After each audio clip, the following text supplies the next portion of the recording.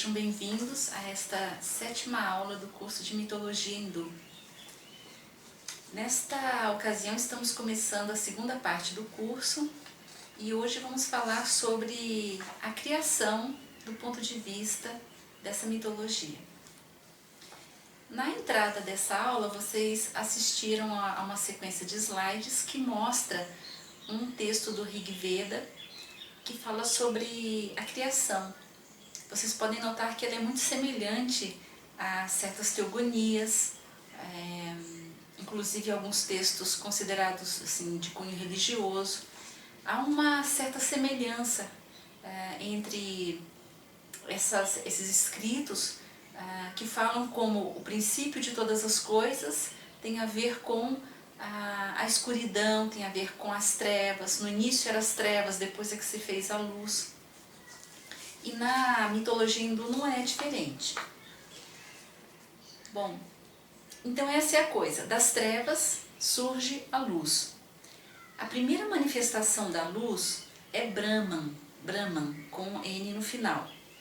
Brahman é o absoluto. Brahman é a causa antecedente do tempo. Depois que se faz a luz, o tempo começa. O universo começa. De Brahman sai o que é Brahma. Brahma, ele se desdobra no 2 e no 3. Quando ele se desdobra no 2, ele dá nascimento a Vishnu. Quando ele se desdobra no 3, sai ou aparece Shiva. Esses 3 princípios, eles são o mesmo e ao mesmo tempo divididos, quer dizer, é uma unidade múltipla perfeita, que vai então depois produzir vários desdobramentos no processo da criação. Então, esses 3 princípios, eles representam então a trindade hindu, as 3 leis supremas. Cada um deles possui a sua característica, a sua manifestação. Isso nós vamos ver com um pouco mais de detalhe na próxima aula. Vocês devem se recordar, na primeira parte do nosso curso, que nós falamos que Brahman é igual a Atman.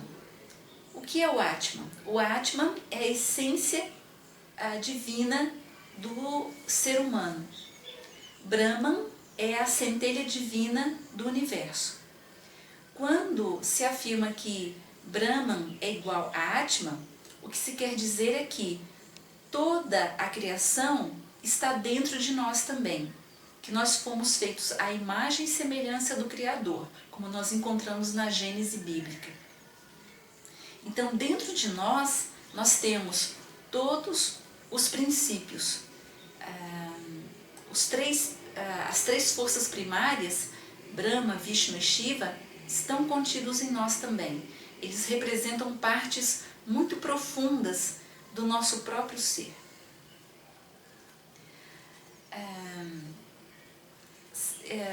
De acordo com a mitologia hindu, é possível alcançar a consciência, a percepção da realidade de que Brahman é igual a Atman através de uma disciplina espiritual que é chamado de Tantra. Nós vimos isso também. Através do sadhana, ou desse trabalho sobre nós mesmos, é que é possível desenvolver o que se chama de autoconsciência. E depois da autoconsciência, o que se chama de consciência suprema. Os deuses, o que são eles, né? Quantos são os deuses? A partir da trindade há todo um desdobramento, há toda uma manifestação de variados tipos de potenciais internos, ou de deuses, ou podemos chamar também de arquétipos. Gostaria de ler para vocês o trecho de um Upanishad, que é o chamado Brahad, que tem a ver com esse ponto da nossa aula. E ele diz assim: No princípio, nada havia. Tudo isto era envolvido pela morte ou pela fome, pois a fome é a morte. Ele criou a morte pensando: eu quero ter um ser, a mente. Então moveu-se, cultuando-a. Desse modo nasceu a água. Verdadeiramente, pensou, enquanto eu estava meditando, apareceu a água. Portanto, a água é chamada arca, o fogo. A água certamente virá a quem souber a razão pela qual ela se chama fogo. Então, essa primeira parte do Brahad fala sobre essa questão toda de que das trevas sai a luz, de que a primeira manifestação é Brahman, né? E a partir daí vem o processo da manifestação com as diferenciações contidas no universo.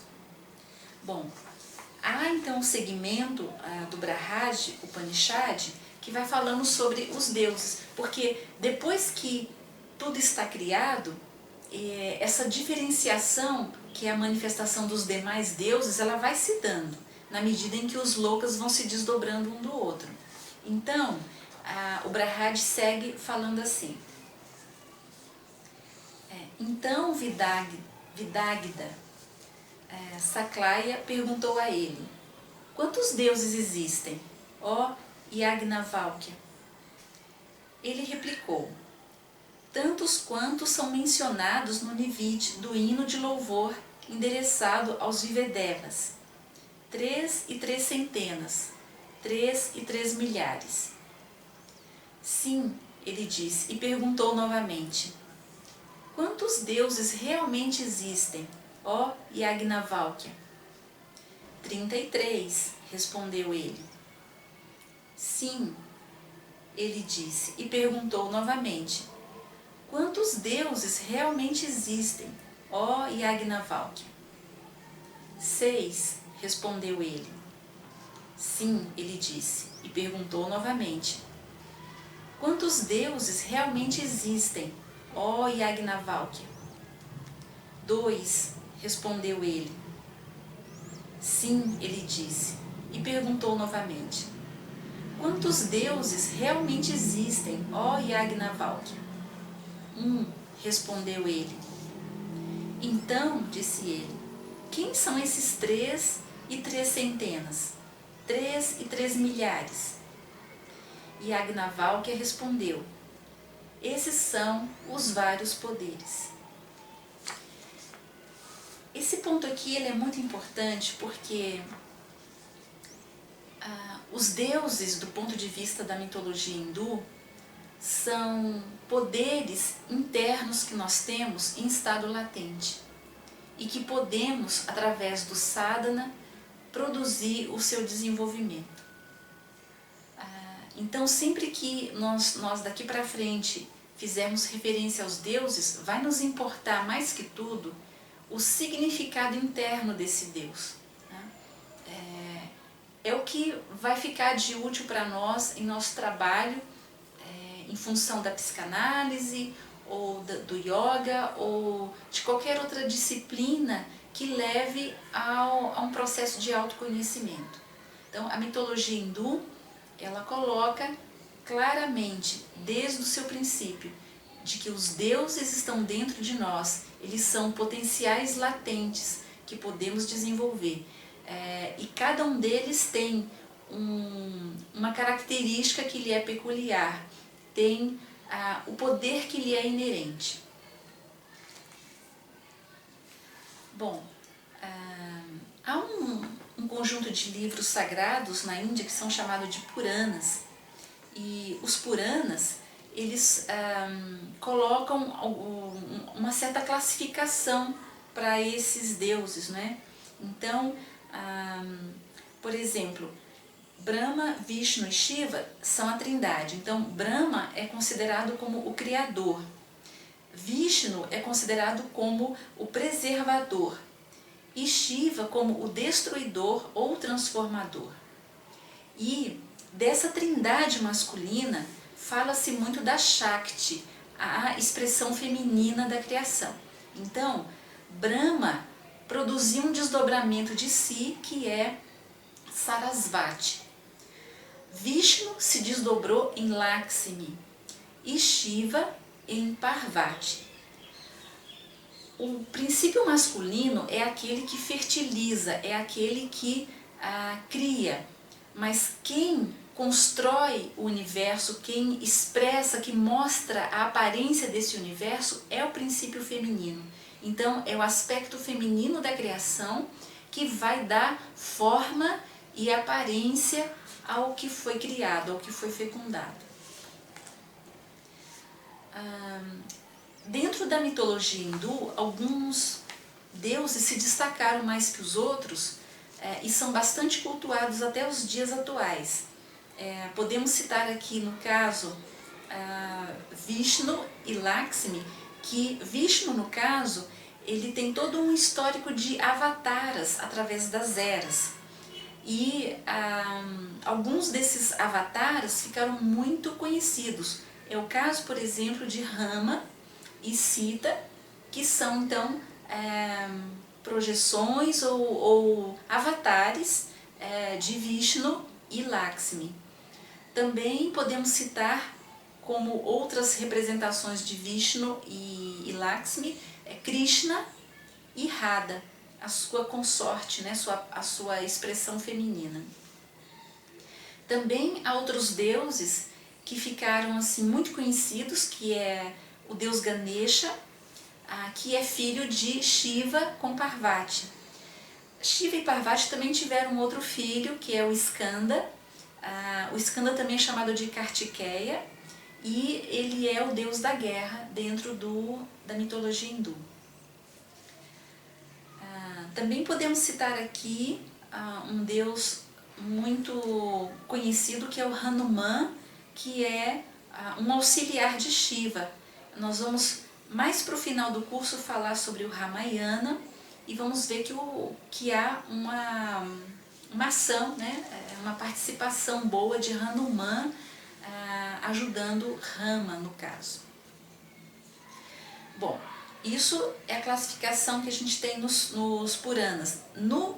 Nos Vedas, através dos tempos, também foi havendo assim distintas classificações. Então, nós podemos citar dentro dos Vedas alguns deuses que são muito considerados, como Mitra e Varuna, que são considerados deuses soberanos. Indra e Rudra são deuses combatentes. E Aditi e Agni são deuses da fertilidade. Também nos Vedas nós vamos encontrar uma classificação de deuses de acordo com os pontos cardeais. Então nós temos aqui os chamados guardiões dos 8 cantos, que são os seguintes: Kubera, que rege o norte e é o deus da riqueza. Yama rege o sul e é o deus da morte. Indra rege o leste e é o deus da chuva. Varuna rege o oeste e é o deus do oceano. Vayu é o regente do noroeste, é o deus do vento ou do ar. Nihiti rege o sudoeste e é o deus da escuridão. Ishana rege o... perdão, falei errado aqui. Vamos repetir, tá? Falei errado. Nihiti rege o sudoeste e é o deus da escuridão.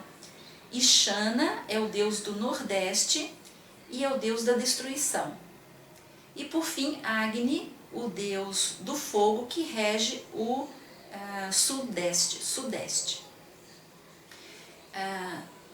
Também são considerados deuses védicos Aditi, né, que já citamos como uma deusa da fertilidade, é a chamada mãe dos deuses.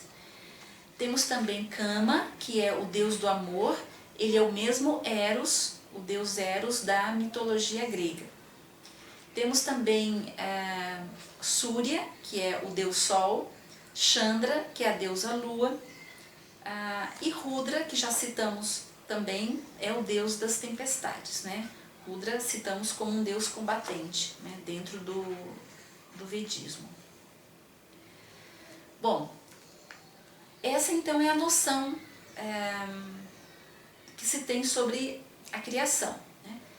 Na próxima aula nós vamos começar a falar com mais detalhe a respeito de Brahma, Vishnu e Shiva e suas consortes. Até lá!